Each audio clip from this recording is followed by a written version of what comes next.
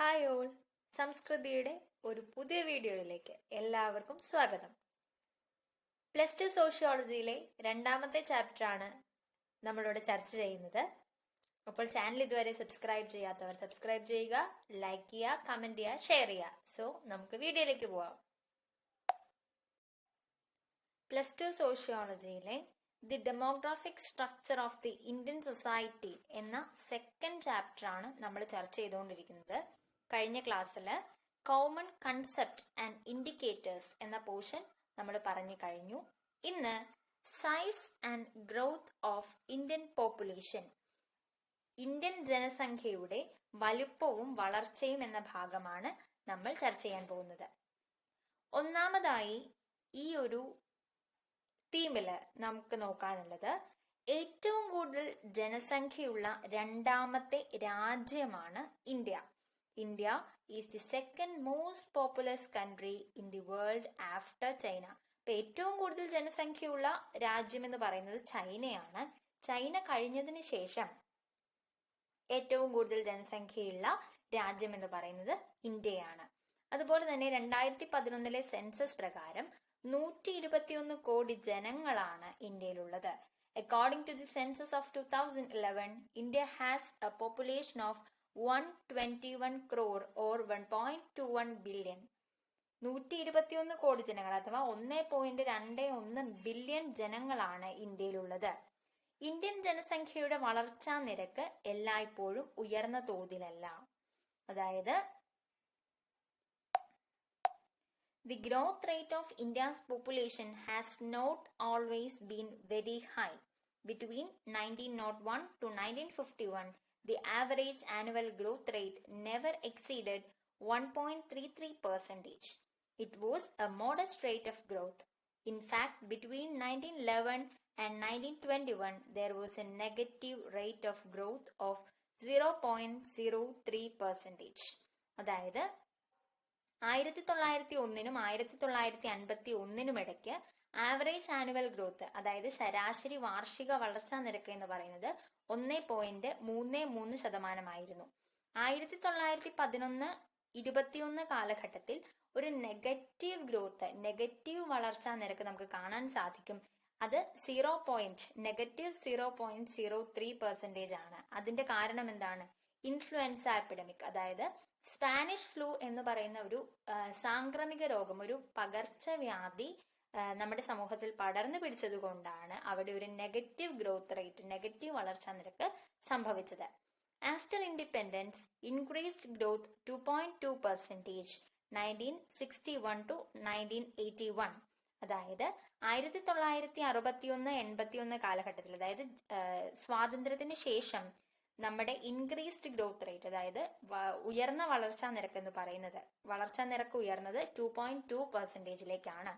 ഇപ്പോ 2013-11 കണക്കനുസരിച്ച് 1.25% വളർച്ചാ നിരക്ക്. Death rate declined after 1921 controlling epidemics.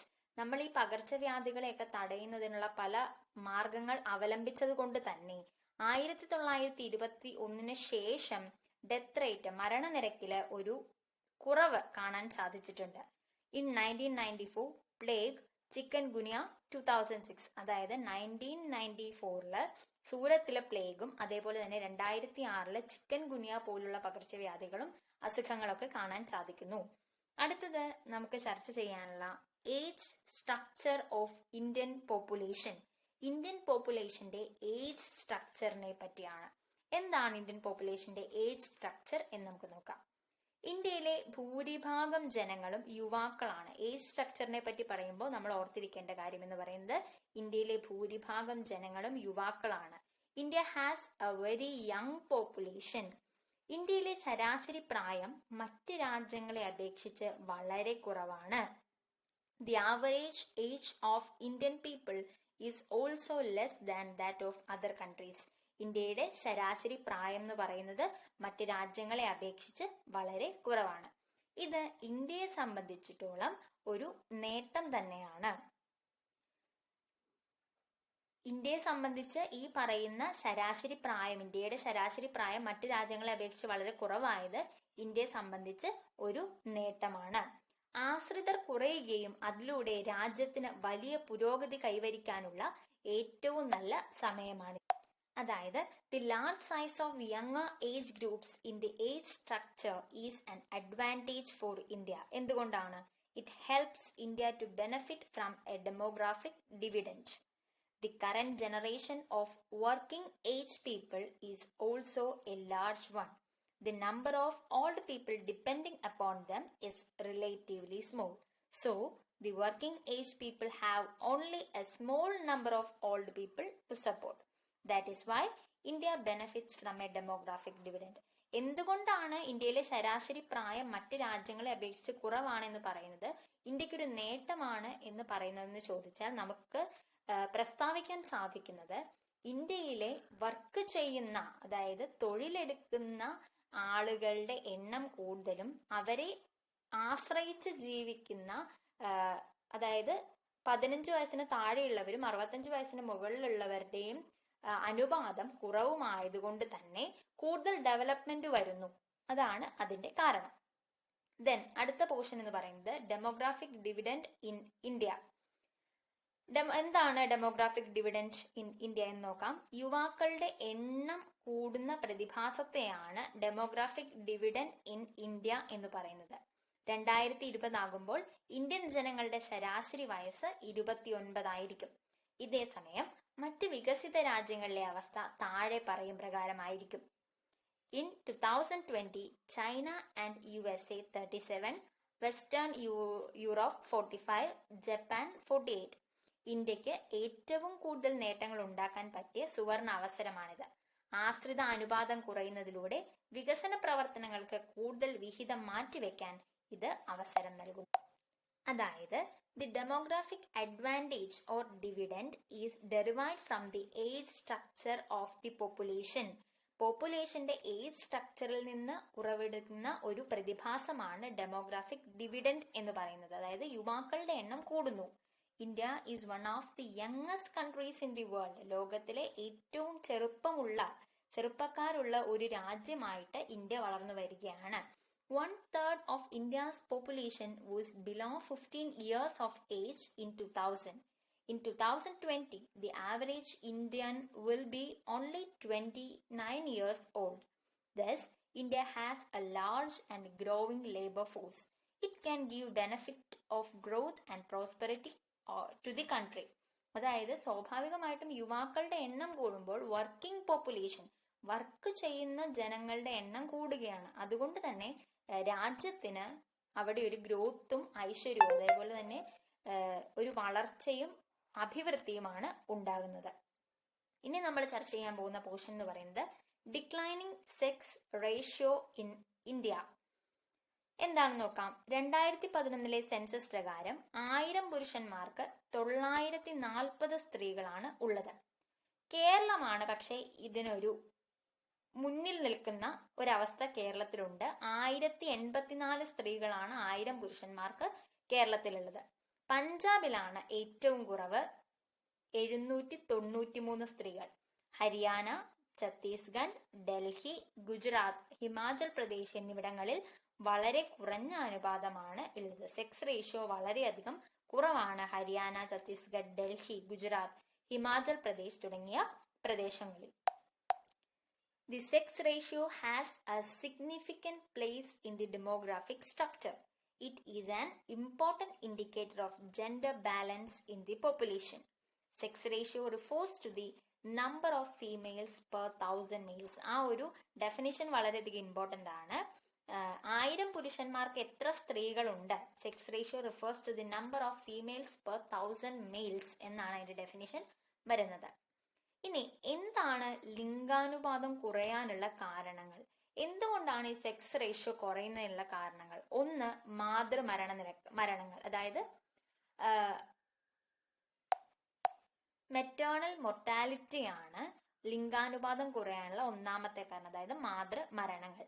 പിന്നെ പോഷകാഹാരത്തിന്റെ കുറവ്, ന്യൂട്രീഷൻ അടങ്ങിയ ആഹാരത്തിന്റെ കുറവാണ് മറ്റൊരു കാരണം.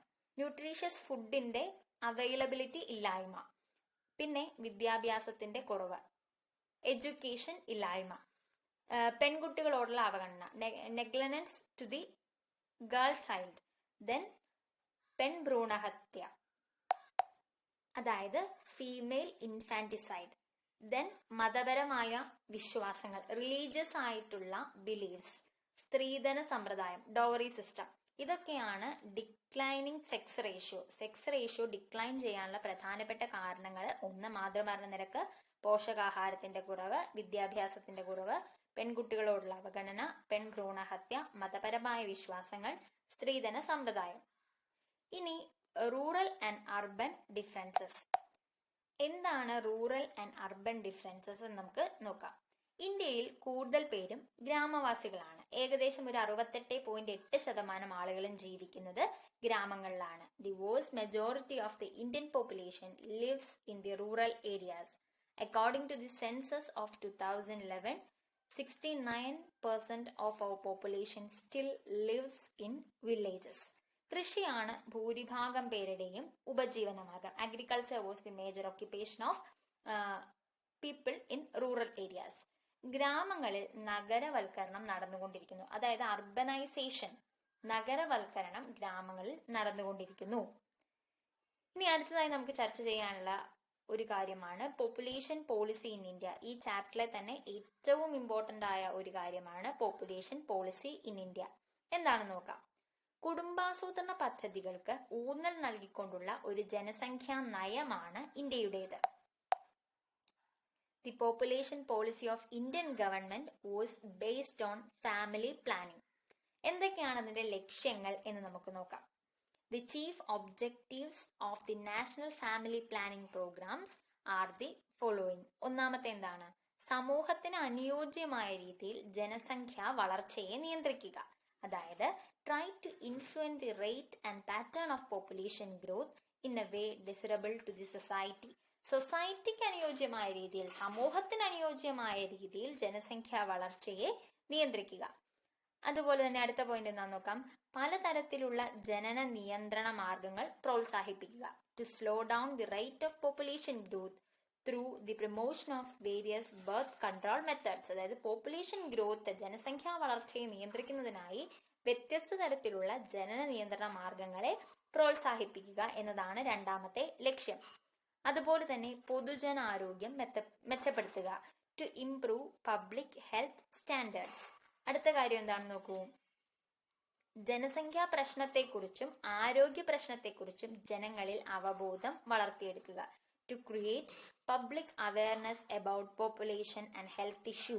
അതായത് ജനസംഖ്യ വളർന്നാൽ ഉണ്ടാകുന്ന പ്രശ്നത്തെക്കുറിച്ച്, അതേപോലെ തന്നെ ആരോഗ്യ പ്രശ്നങ്ങളെ പറ്റിയൊക്കെ ജനങ്ങളെ ബോധവൽക്കരിക്കുക എന്നതാണ് മറ്റൊരു നയം അല്ലെങ്കിൽ ലക്ഷ്യം. കുടുംബാസൂത്രണ പദ്ധതികൾക്ക് ഊന്നൽ നൽകിക്കൊണ്ടുള്ള ഒരു ജനസംഖ്യാ നയമാണ് ഇന്ത്യ പിന്തുടരുന്നത്. അങ്ങനെ പിന്തുടരുന്ന ആ നയത്തിന്റെ ലക്ഷ്യങ്ങളെ പറ്റിയാണ് പോപ്പുലേഷൻ പോളിസി ഇൻ ഇന്ത്യ എന്ന് പറയുന്ന പോർഷൻസിൽ പറയുന്നത്. ഇനി 1975-76 ദേശീയ അടിയന്തരാവസ്ഥ കാലത്ത് കുടുംബാസൂത്രണ പദ്ധതിക്ക് തിരിച്ചടിയുണ്ടായി. ജനങ്ങളെ കൂട്ടത്തോടെ ബലം പ്രയോഗിച്ച് വന്ധ്യംകരണത്തിന് വിധേയരാക്കുന്ന പദ്ധതികൾ കൊണ്ടുവന്നു. ദരിദ്രരും നിരാലംബരുമായ ധാരാളം ജനങ്ങൾ നിർബന്ധപൂർവം വന്ധ്യംകരണത്തിന് വിധേയരായി. പുരുഷന്മാർക്ക് വാസ്കിട്ടമി, സ്ത്രീകൾക്ക് ട്യൂബക്ടമി ശസ്ത്രക്രിയകൾ നടത്തി. The family planning programme suffered a setback during the emergency period. 1975-76 അതായത് 1975-76 എമർജൻസി പീരീഡില് ഈ പറയുന്ന കുടുംബാസൂത്രണ പദ്ധതിക്ക് ഒരു വൻ തിരിച്ചടിയാണ് ഉണ്ടായത്. Special laws and ordinance were issued directly by the government. During this period the government try to bring down the growth rate of population. പോപ്പുലേഷന്റെ വളർച്ചാ നിരക്ക് കുറയുന്നതിനായി ഗവൺമെന്റ് പാർലമെന്റ് പാസ്സാക്കാതെ, without being passed by parliament, government നേരിട്ട് special ലോസും പ്രത്യേക നിയമങ്ങളും ഓർഡിനൻസും എല്ലാം ഇഷ്യൂ ചെയ്തു. എന്തിനാണ്? ഗ്രോത്ത് റേറ്റ് കുറയ്ക്കാൻ, പോപ്പുലേഷന്റെ ഗ്രോത്ത് റേറ്റ് കുറയ്ക്കാനായിട്ട്. For this programme of mass sterilisation was introduced. അതായത് വളരെ വലിയ രീതിയിലുള്ള വന്ധ്യംകരണ പ്രക്രിയകൾക്ക്, സ്റ്റെറിലൈസേഷൻ പ്രോസസ്സുകൾക്ക്, പ്രോഗ്രാമുകൾക്ക് ഗവൺമെന്റ് ഈ അവസരത്തിൽ നടപ്പാക്കി. ഈ പ്രക്രിയകളെല്ലാം തന്നെ ജനങ്ങൾക്കിടയിൽ ഒരു നെഗറ്റീവ് ഇമ്പാക്റ്റ് ഉണ്ടാക്കാനായിട്ട് വഴിതെളിച്ചു. ഗവൺമെന്റിനെതിരെ വൻ രീതിയിലുള്ള പ്രതിഷേധങ്ങളൊക്കെ നടപ്പിലാക്കി. അതിന്റെ ഫലമായിട്ട് the national family planning programme was renamed as the national family welfare programme after the emergency. എമർജൻസിക്ക് ശേഷം നാഷണൽ ഫാമിലി പ്ലാനിംഗ് പ്രോഗ്രാം എന്ന് പറയുന്ന ഈ പദ്ധതി നാഷണൽ ഫാമിലി വെൽഫെയർ പ്രോഗ്രാം എന്ന രീതിയിലേക്ക് ഗവൺമെന്റ് റീനെയിം ചെയ്യാനൊക്കെ കാരണമായി. ഇനി ഈ ചാപ്റ്ററിലെ ഏറ്റവും അവസാനത്തെ ഒരു ടോപ്പിക്കാണ് നമ്മൾ ചർച്ച ചെയ്യുന്നത്. ഇന്ത്യയുടെ ജനസംഖ്യാപരമായ നേട്ടങ്ങൾ എന്തെല്ലാമാണെന്ന് നോക്കാം. ഒന്ന്, ജനന നിരക്ക് കുറഞ്ഞു. അതായത് ബർത്ത് റേറ്റ് ഡിക്ലൈൻ ചെയ്തു. 40.8 നിന്ന് 24.1 ആയി മാറി. ശിശു മരണ നിരക്ക് കുറഞ്ഞു. ഇൻഫന്റ് മൊർട്ടാലിറ്റി റേറ്റ് കുറഞ്ഞു. അത് 148 നിന്നും 58 മാറി. ഇണകളുടെ സംരക്ഷണ നിരക്ക് 4 ഇരട്ടി വർദ്ധിച്ചു. അതുപോലെ തന്നെ മരണനിരക്ക് കുറഞ്ഞു. ഡെത്ത് റേറ്റ് കുറഞ്ഞു. 25 നിന്ന് 7.5 മാറി. ആയുർദൈർഘ്യം കൂടി. ലൈഫ് എക്സ്പെക്ടൻസി റേറ്റ് കൂടി. അത് 37 നിന്ന് 62 മാറി. കുടുംബാസൂത്രണത്തിന്റെ ആവശ്യകതയെക്കുറിച്ചും രീതികളെക്കുറിച്ചും സാർവത്രിക അവബോധം സൃഷ്ടിക്കാൻ കഴിഞ്ഞു. ഫലപുഷ്ടി നിരക്ക് കുറഞ്ഞു. അപ്പോൾ ഇത്തരത്തിലുള്ള കാര്യങ്ങളാണ് ഇന്ത്യയുടെ ജനസംഖ്യാപരമായ നേട്ടങ്ങൾ എന്ന രീതിയിൽ നമുക്ക് പറയാൻ പറ്റുന്നത്. The demographic structure of Indian society എന്ന ചാപ്റ്ററിലെ മേജർ കൺസെപ്റ്റുകളെല്ലാം തന്നെ നമ്മൾ പറഞ്ഞു. ഇതിൽ പ്രധാനമായിട്ടും ഡെമോഗ്രഫി, അതിൽ types of demography, formal demography, social ഡെമോഗ്രഫിയെ കുറിച്ച് നമ്മൾ പറഞ്ഞു. തിയറീസ് ഓഫ് ഡെമോഗ്രഫിയിൽ Malthusian theory of population growth, the theory of demographic transition അത് നമ്മൾ പറഞ്ഞു. പോപ്പുലേഷൻ എക്സ്പ്ലോഷൻ എന്താണ്, അതിന്റെ പ്രത്യേകതകൾ എന്തെല്ലാമായിരുന്നു. കോമൺ കൺസെപ്റ്റ്സ് ആൻഡ് ഇൻഡിക്കേറ്റേഴ്സ്, ഈ ചാപ്റ്ററിൽ നിരന്തരമായി ക്വസ്റ്റ്യൻസ് വരുന്ന ഒരു പോർഷനാണ് കോമൺ കൺസെപ്റ്റ്സ് ആൻഡ് ഇൻഡിക്കേറ്റേഴ്സ്.